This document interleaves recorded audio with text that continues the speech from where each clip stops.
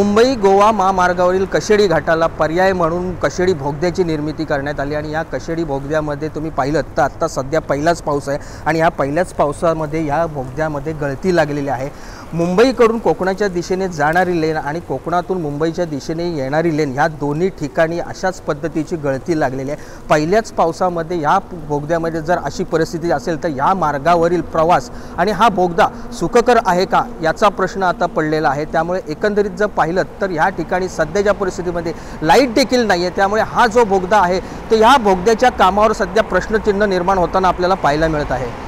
Dinesh Pisat, news 18 Lokmat, Raigad.